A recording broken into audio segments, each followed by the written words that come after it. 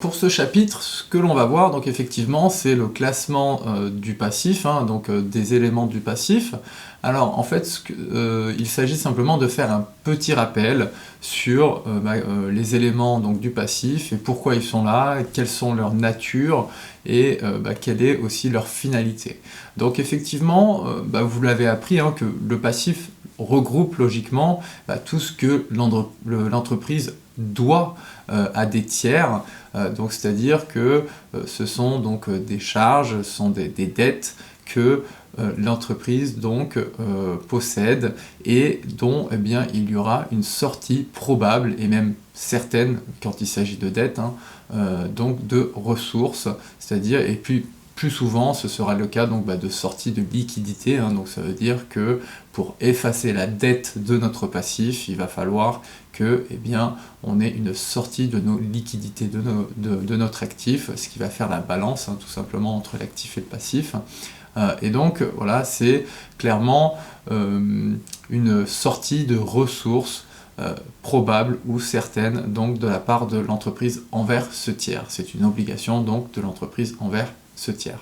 Donc vous avez plusieurs catégories, hein, donc nous on appelle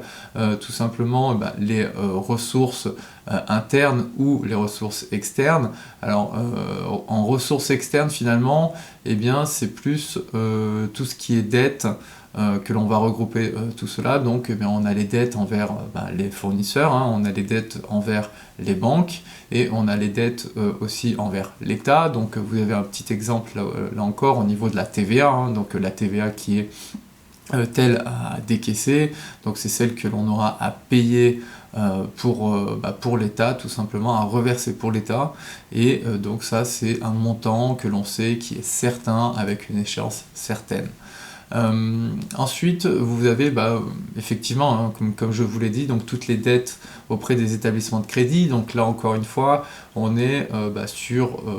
des montants certains, hein, et des échéances certaines aussi.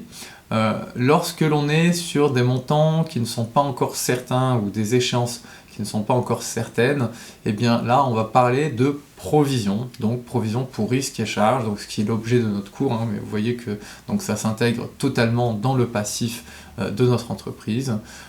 Et puis